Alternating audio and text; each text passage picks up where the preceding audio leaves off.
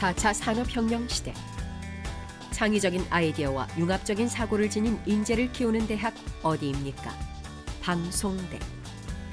100세 시대. 국민의 고등 평생 교육을 책임지는 대학 어디입니까? 방송대. 기존의 대학들이 가지지 못한 무한한 가능성과 미래를 가진 대학 어디입니까? 한국방송통신대학교. 그런데 말이죠. 이 사실 아셨습니까? 국민의 고등 평생 교육을 책임지고 있는 국내 유일의 국립원격대학 방송통신대학교가 그동안 설립 운영에 관한 법적 기준이 없었다는 것을 2020년 현재 고등교육을 실시하는 학교는 370개입니다. 이 중 설립 운영 관련한 법적 기준이 없는 학교는 방송통신대학교가 유일합니다. 하지만 2020년 12월 9일 수많은 이들의 치열한 노력으로 방송대법이 마침내 국회에서 통과됐습니다. 다음은 한국방송통신대학교 설립 및 운영에 관한 법률안 대안을 의결하도록 하겠습니다. 투표해 주시기 바랍니다.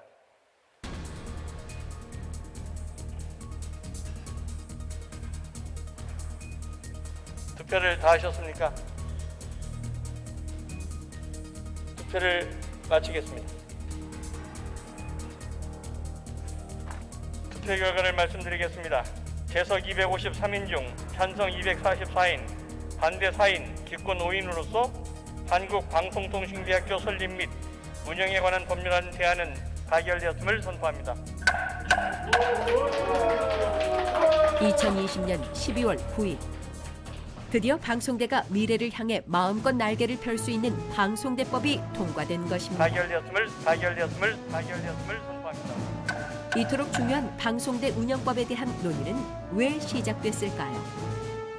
그동안 우리 대학은 법률이 없이 운영되다 보니까 여러 가지 국가에 대한 사회적인 책무, 또 우리 대학의 미래를 담는 이러한 역할을 하는 데 한계가 있었습니다. 저는 총장에 출마하면서부터 방송통신대법의 필요성을 느껴서 공약집에 제1호로 등재를 했던 것입니다. 국회를 수십 번, 수백 번 오가면서 많은 의원들을 설득을 해서 우리 대학이 왜 법률이 필요한지를 설명을 했고, 이러한 설명이 많은 의원들이 설득이 됐던 것 같습니다. 한국방송통신대학교가 4차 산업혁명 시대에 맞는 창의적인 인재들을 길러내고 평생 교육기관으로서 선도적 역할을 하기 위해 꼭 필요했던 방송대법. 방송대법의 핵심은 무엇일까요? 방송대법은 바로 이런 교원, 교사, 교지의 이 확보 기준을 정했다는 점에서 굉장히 의미가 있게 됩니다. 방송대법은 우리 한국방송통신대학교의 발전을 위해 방송대인들을 누구나 소망하고 바라던 법이었는데요. 이 방송대법 제정은 쉽게 얻어진 결과는 아니었습니다. 그래서 이제 2018년에 우리가 그 방송대법을 만들고 그 당시에도 국회 어떤 국회의원들이 거의 175명이 입법 청원을 해 주었음에도 불구하고 저는 최근 175명의 여야 국회의원들과 함께 한국방송통신대학교 설립 및 운영에 관한 법률안을 대표 발의하였습니다. 이번 발의를 통해 방송대의 법적 지위와 운영에 관한 기준을 법에 명시하고 박사과정 운영 근거 등 방송대법은 2019년 2월 20대 국회에서 당시 정세균 의원이 국회의원 175명과 함께 대표 발의했으나 제20대 국회 임기 만료로 자동 폐기됐었죠. 하지만 이에 굴복한 방송대인들이 아니었습니다. 2020년 7월 21대 국회에서 김진표 의원을 대표로 다시 방송대법을 공동 발의했는데요. 2020년 10월 국공립대 법인 국정감사에서 방송대 류순호 총장은 방송대법의 통과를 강력하게 촉구하기도 했습니다. 보고자료 13쪽입니다. 저희 대학은 48년의 역사를 가지고 있음에도 불구하고 여타 국립대학이나 사립대학과는 다르게 교육에 필요한 운영 기준에 대한 법적 근거가 없습니다. 저희 대학 졸업생 73만 명, 재학생 11만 명의 교육의 품질을 보증하기 위해서 이번 회기에 법률이 통과될 수 있도록 의원님들의 적극적인 성원을 간곡히 부탁드립니다. 방송대 경쟁 상대는요, 사이버 대학이나 독학사가 아니고 조금 전에 말씀드린 미네르바 대학이라든지.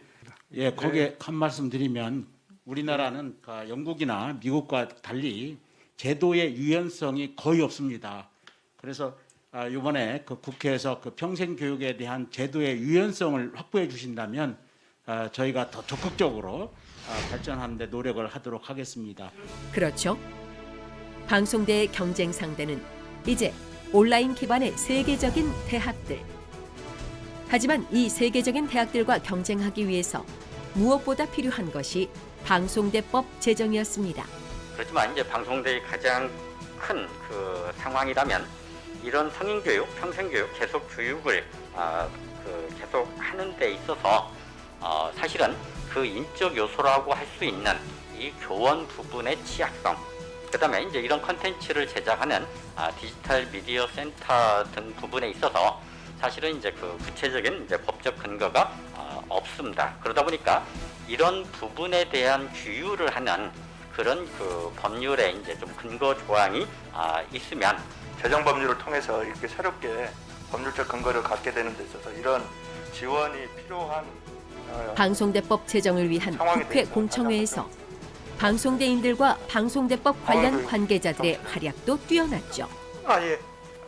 지금 이제 방송통신대학은 이제 수업료가 제일 이제 쌉니다. 그런데 더 이제 사실 일반 대학도 그렇지만은 그 코로나 상황에서 수업료를 인상할 수는 없는 거 아니겠습니까? 또 그렇기 때문에 결국 이제 그 부족한 부분을 국고로 지원하고, 또 이제 학습을 한다고 하는 것은 그 개인의 어떤 정서적 안정과 또 성취감에 큰 도움을 주기 때문에 이거는 사회 안정망 차원에서도 이 재정 지원을 하는 것이 필요하다고 봅니다. 그래서 성인들이 가만히 있는 것보다는 내가 방송통신대학의 학생이다 이렇게 했을 때 굉장히 그 안정감이 있지 않습니까? 그럴 때 그런 학습자들이 더 좋은 환경에서 더 좋은 서비스를 받도록 하기 위해서는 국가가 재정 지원이 필요하다고 생각됩니다. 또 하나, 우리 방송대 학생들의 든든한 지원도 방송대법이 제정되는데 아주 큰 역할을 했습니다. 저희들이 그 방송대 운영법 통과를 위해서 2018년 20대 국회 때부터 유승호 총장님과 학교 당국 또 동문회 또 지역 동문회를 중심으로 해서 추진위원단 구성을 해서 국회로 또는 지역에서는 지역 의원들을 여러모로 만나기도 했고, 또 우리 청도본의 그 세계석 법학과 회장은 총괄 간사를 맡아서 지역에서 못 받은 동의서를 국회에 매일 출퇴근하다시피 받아오는 등 여러모로 우리 고문님들과 힘을 합쳐서 많은 활동을 했다고 생각합니다. 우리나라 고등 평생교육의 발전을 위해 방송대법 발의에 앞장선 국회의원들의 역할도 잊어서는 안 되겠죠.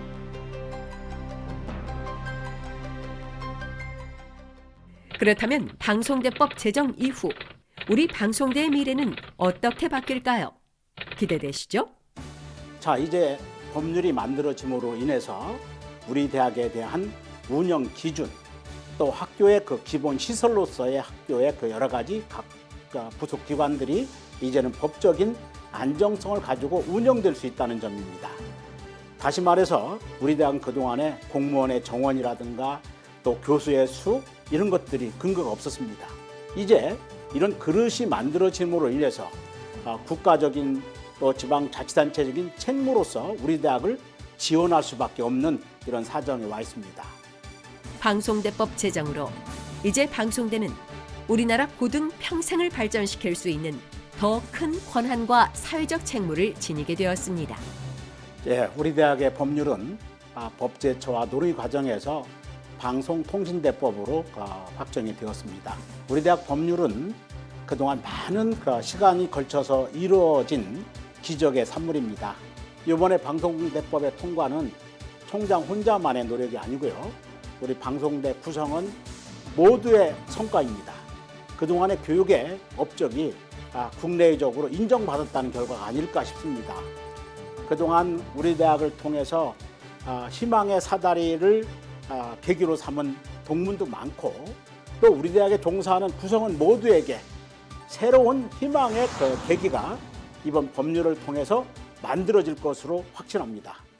83만 명 모두에게 새로운 희망을 가져도 좋을 것 같습니다.